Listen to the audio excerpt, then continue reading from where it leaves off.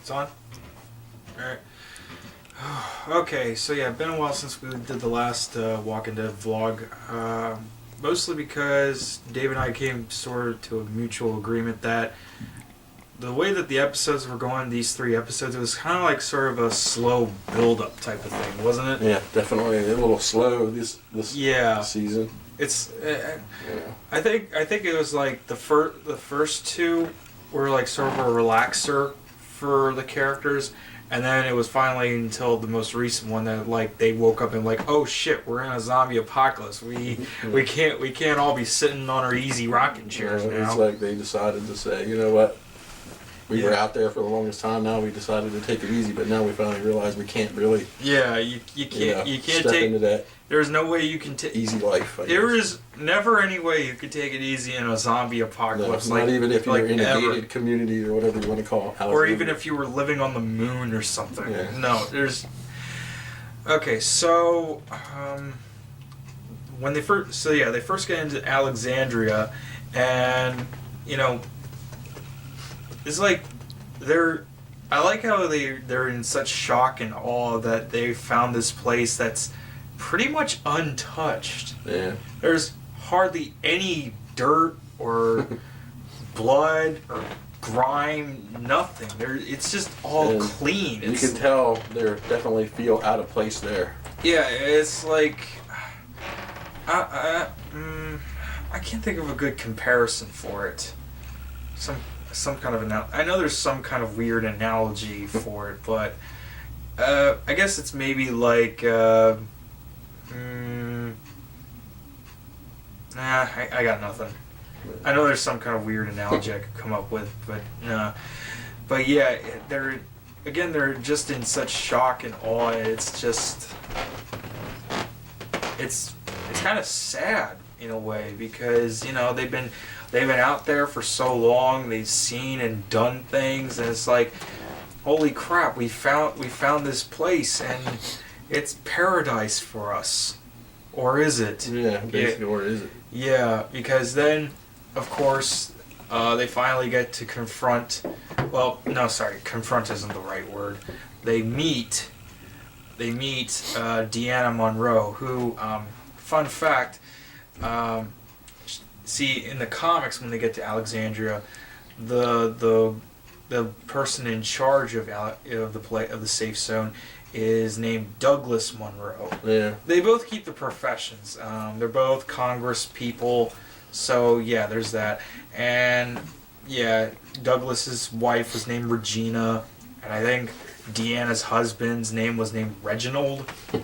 Nice reversal there. So, but I kept, and I know she's not played by the same actress, but I kept getting such a Captain Janeway from Star Trek Voyager vibe off of Deanna Monroe. She looks so much like the actress who plays her. Yeah. I can't remember her name, but she looks very much like the actress. But it's amazing. And from what I understand, I looked up on the character Deanna Monroe and on Wikipedia, and I think there was some kind of interview with the actress Tova Feldsman or something, and she there was the Alexandria of myth, from when Alexander made so many Alexandrias. Yeah. One of the Alexandrias had a woman mythical figure named Deanna or something.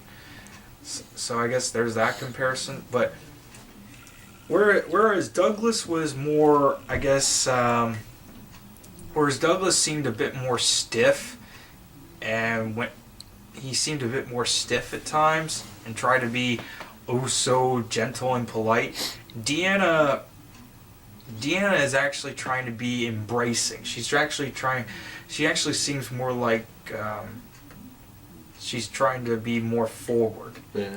but you can tell that she's in a way trying to keep things under control. So, and she's pretty much interviewing everybody as if they're all being put on the Real World or something, or job interviews or something.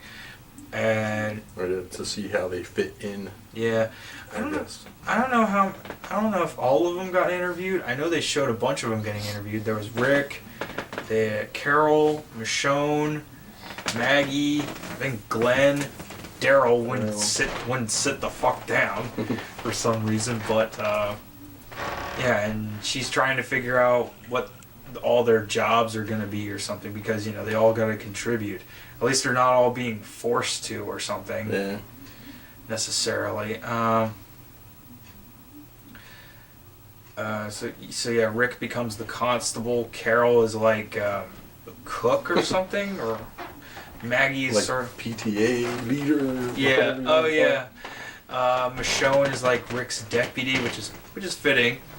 Glenn, Tara, and Noah are part of the runners. Abraham is put on construction. I don't know what they gave Rosita and the others, but I know Father Gabriel, as we've seen, he'll become like the pastor, but let's see how that pans out. Yeah. So yeah, everyone's all getting assigned their jobs, and they're meeting everybody. And oh boy, yeah, they meet some of the douchebags who are there. Let's see, there's Deanna's son Aiden. Oh Christ. And that Nicholas guy. And there's Jesse Anderson and her husband Ron and their kids. And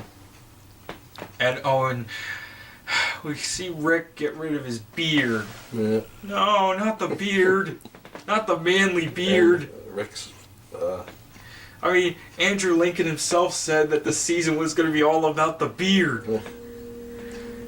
But it's so weird seeing Rick without a beard now. I mean, how long I is think it? we got used to it for a while. He's had that beard for how long now? Quite a few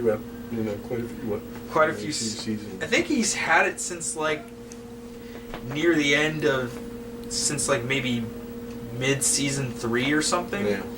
Yeah, I think that's how long he's had the beard, and it's sad to see the beard go away. But then just as Alexandra's looking like a paradise, then we're starting to see how kind of a little messed up it is, especially with Deanna's son Aiden and his buddy Nicholas and the way they handle walkers. Okay, who keeps a walker strung up like that? Seriously? I mean, seriously. You leave it tied up around like that. That's just freaking dumb. I mean, quoting Daryl here, damn people, don't you know nothing? Yeah, you can tell they're a little green, when it comes to they're handling themselves around walkers and all that. Yeah, and then of course Glenn and Aiden get into a fight, and it is such a relief to see Glenn knock Aiden on his ass, and Deanna even commends him for it, because they need people like she understands that they need people like Glenn and Rick and all the others, because they've been out there for a long time. Then they take charge. They're pretty much shoot first, ask questions later. Yeah. Well, maybe some more than others, but anyway, okay, so yeah, the next one, it was also creepy. Yeah, they're also kind of building up on the creepiness vibe too, with Rick, Carol, and Daryl talking about taking over the place if they're fighting them for it. And of course, they want to get their weapons back. And I find it kind of dumb that they have to confiscate all their weapons, because, well, they need to protect themselves at all times. Right. I don't know, but so yeah, the next one was, well, pretty much the dinner party bit, and we're seeing Sasha going through her moments, because we gotta understand that Sasha has pretty much almost going through a lot. She lost Bob. She lost Bob, and then she lost Tyrese. She lost Tyrese, yeah, her kind brother. Of losing it, I guess. I mean, I could see what they're kind of going with here because, again, like with the comics, see, Andrea was with them when they went to the Alexandria safe zone, and Andrea was going through her stuff because she had lost Dale to the Hunters, and Sasha. But see, Sasha on the other hand, she's gone through a bit similar to Andrea.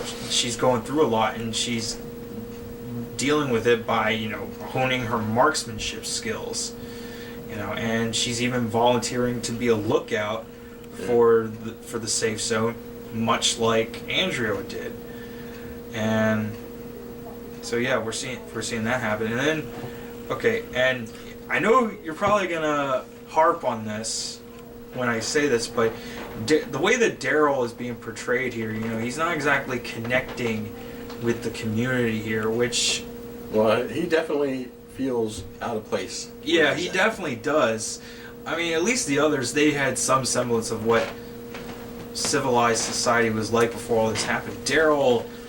Well, I think he was a little uncivilized before this whole zombie yeah. apocalypse even started. But yeah, so. but see, based on what we've both heard about what's going to happen, what could happen with Daryl down the line, I mean, the way that he is with the community, what if something does happen to him later on? And I don't know.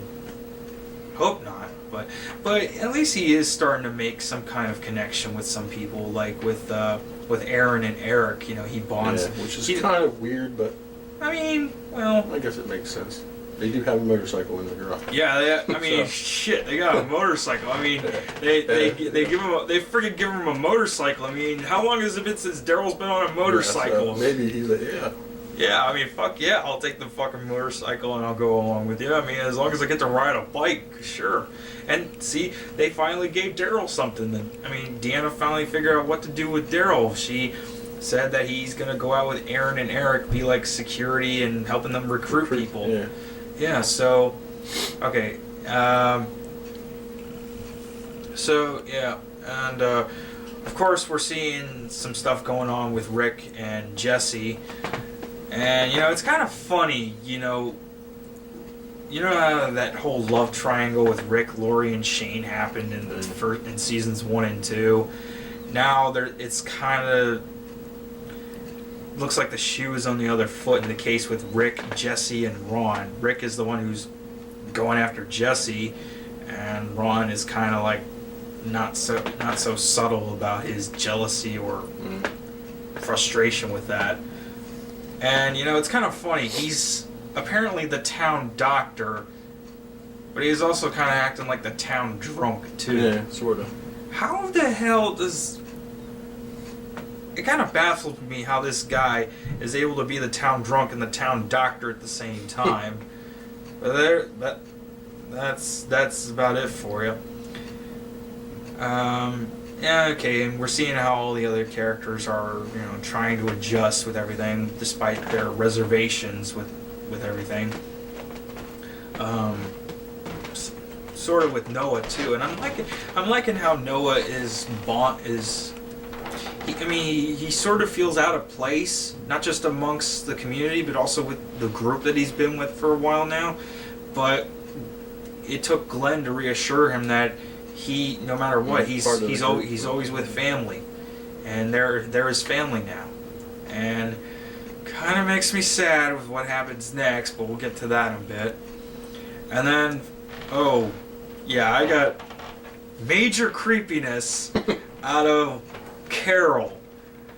We see Jesse's kid Sam find Carol getting guns, and then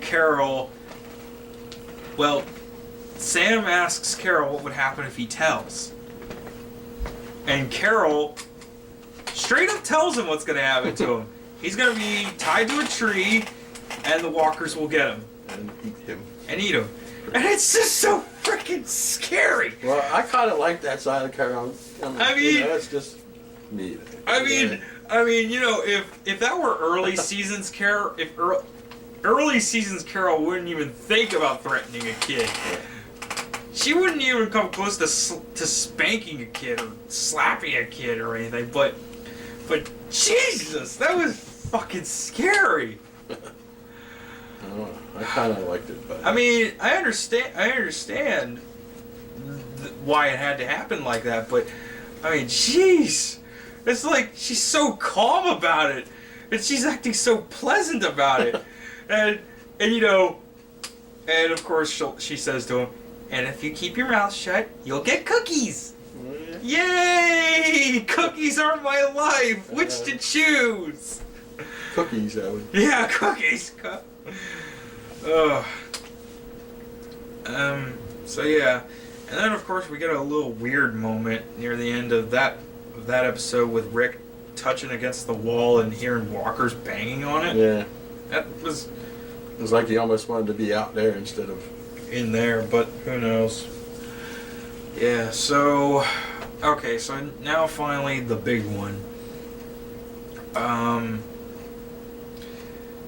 Okay, so yeah, they're slowly seeing Rick's group starting to take over the Alexandria group. And we're seeing it happening in 3 different ways. Father Gabriel's eyes, Father Gabriel's viewpoint, Abraham's viewpoint, and Glenn, Tara, and Glenn's viewpoint. Well, you know, when they go out and scavenge. Yeah.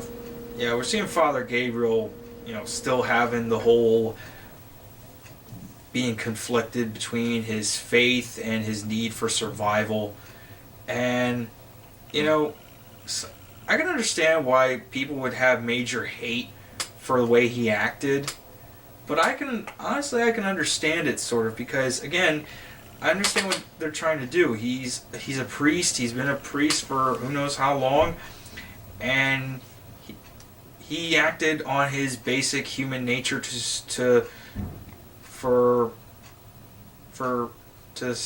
survive, survival of the fittest and everything. He wasn't thinking about other people. He was thinking about himself. He was thinking about his own survival, and you know, I can understand that.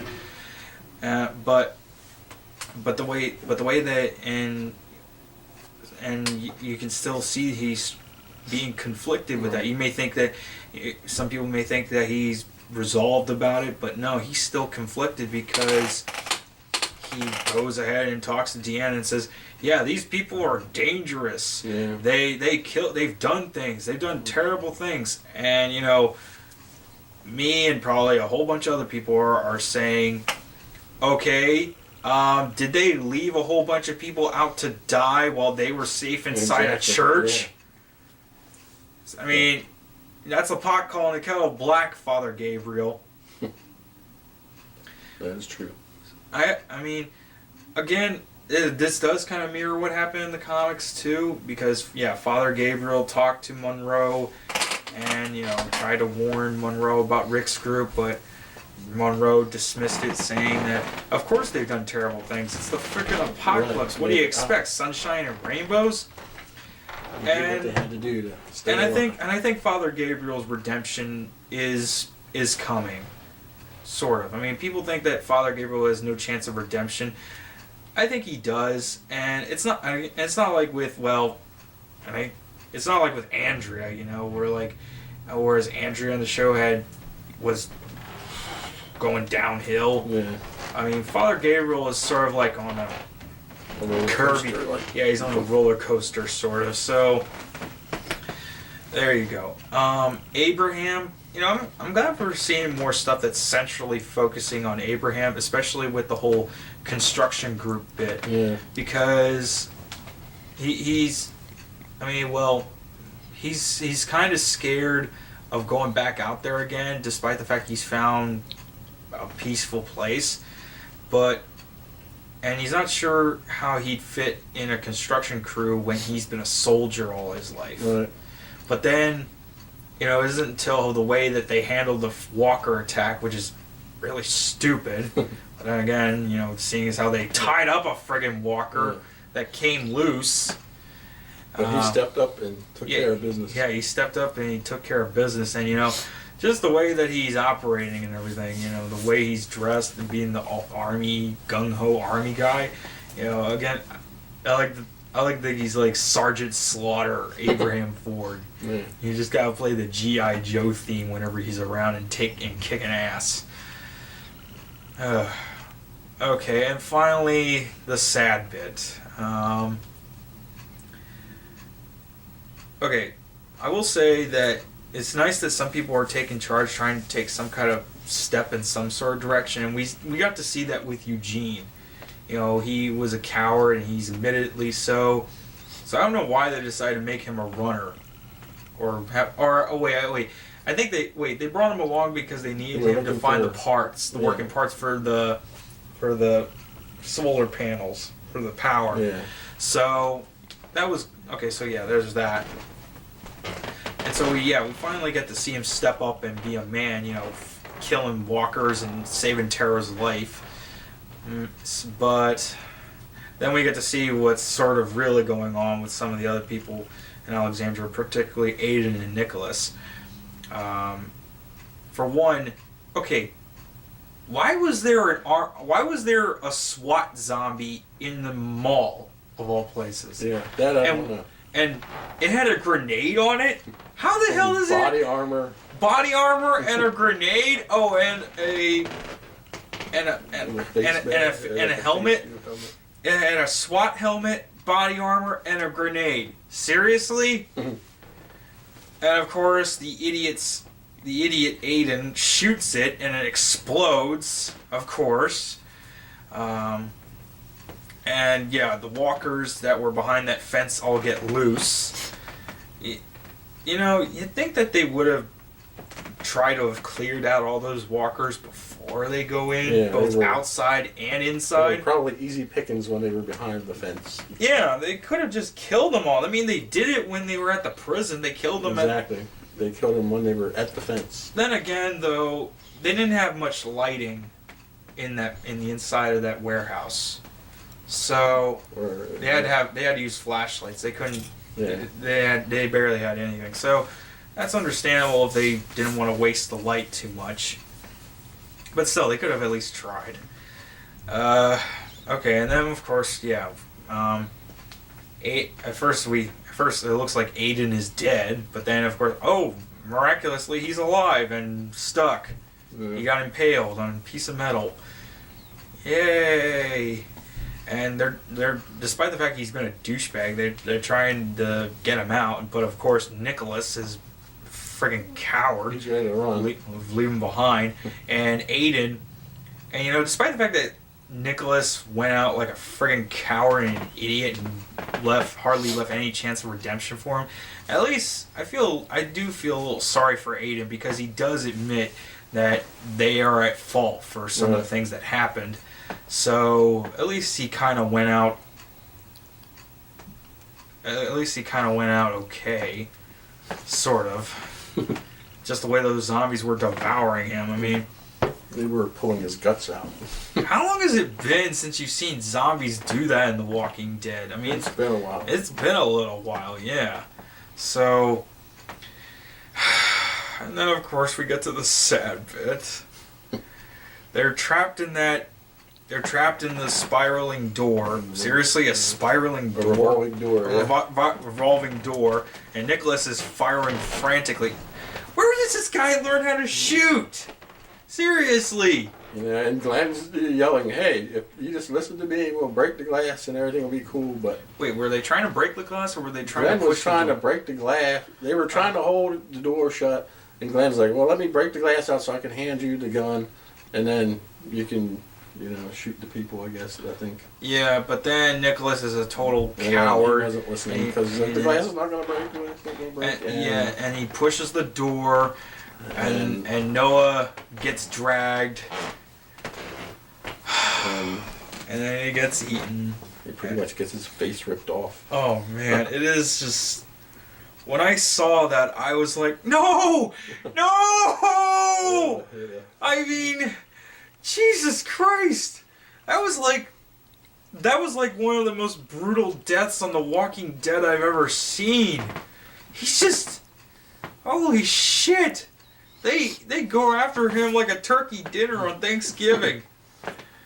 Hey, But I guess my question would be, how did Glenn survive that whole deal? how did he? Yeah, how did he get out of that revolving door? I guess this is the same question of how the hell did he end up on the roof of that bus in season 4 after the governor's attack? Yeah, I guess. But seriously though, oh man, not poor Noah. And just as he was starting to come into his own on the show, and Yeah, I was really liking Noah. I really liked the guy. I mean, for one, he was portrayed by an actor that that I've seen in a bunch of stuff. I mean, of course, everybody hates Chris, but I guess like I said before. I mean, even in the zombie apocalypse, everybody still hates Chris, even the zombies. exactly. Now everybody's ate Chris. Everybody ate Chris. Sorry. But, I mean, of course, I also heard that the actor who plays him, Tyler James Williams, was cast for a main role in a Criminal Minds spinoff. So that kind of made me think, oh crap, something bad's gonna happen, isn't it? And of course it does. I mean, I just thought that after everything Noah had been through, I mean, he was in the hospital, he suffered under Dawn, and then he became a part of Rick's group, and they've been through so much together, all of them, and it was like he was already a part of the group, despite the amount of time he'd been on the show. It was like he was a part of the group the whole time. And it's weird to say, but it seems like now Walking Dead is becoming a platform for actors to move on to bigger roles. You know what I mean? Yeah, sort of. I mean, I don't know if that's a good thing or a bad thing, but I mean, you could say that about any show, really, or you could say that about anything, really. I mean, Michael Rooker was already an established actor before Walking Dead. So was Norman Reedus and a couple of the other cast members. But see, it's like, I mean, and plus the way that Noah got killed off, it kind of reminded me of T-Dog. You know, they both got killed in such brutal fashion. I mean, T-Dog was just. Well, okay, he was handling, 3 walkers? Yeah. But he, tackled them all, he was just holding them off. But yeah, he was getting all eaten and everything. But then, but Noah, on the other hand, he was just dragged through and just simply devoured by a whole mob of them. And they were eating all over him. They were eating his neck, his face. Oh, his face. Damn! That was just, oh shit, I could barely look at it. I don't know how Glenn could have he had to watch his friend just get devoured right in front of him. I mean, that's got to be one of the most horrific things Glenn had ever seen. But, and it's kind of sad that what Sasha, I bet you the next episode coming up, when Sasha hears about Noah's death, she's going to be like, oh my god, and I said that to him. I said he wasn't going to make it earlier. Oh my god, I feel so bad now.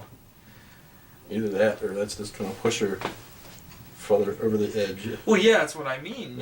She's going to feel bad about it. It's going to drive her crazy because she said that to him, and she's going to need to find someone to talk to about it, and then they'll probably give her a stern talking to, but then they'll also be like, look, you were going through a rough time. You didn't mean to take it out on him. It's just the way things are. But again, I just thought that everything Noah had gone through, the hospital, and losing his family, and then finding peace. And I guess you can say the death thing because he was kind of getting along with her. Yeah, but it was just really, really sad, and it's not, and again, going along with the whole actor that people are familiar with, It's not like with that Zack character that was at the beginning of season 4. You know, he was portrayed by Kyle Gallner. You've probably seen him in like stuff like Veronica Mars and a movie here or there. Yeah, it's not like that. I mean, Zack in season 4 was just like a 1-episode gimmick. I thought that was going to be a recurring thing because, you know, it was an actor who was in cult television series and stuff, and, you know, he's in The Walking Dead, so he's stepping it up. But it turned out to be a 1-episode gimmick. No, but this time it was like a full-on. It was like almost half a season here for Noah. But yeah, but I think that with Noah's death and realizing how the Alexandria runners really operate, I think there's going to be a reckoning coming on Walking I'm sure Dead there's pretty going to be soon. some retribution. Oh yeah, I mean, for one, Deanna finds out that her son is dead, and she's going to be like, "Oh, shit." Yeah. What do I do? Yeah, and you know, I just get a feeling that Nicholas is going to try to cover it all up and say that it was all Glenn's fault and everything. Yeah.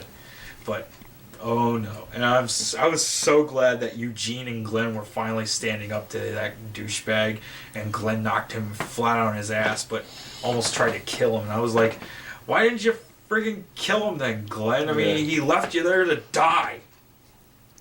If that was Rick, he would be dead. Yeah, and poor Tara. I mean, I hope she makes it through because I like her too. But.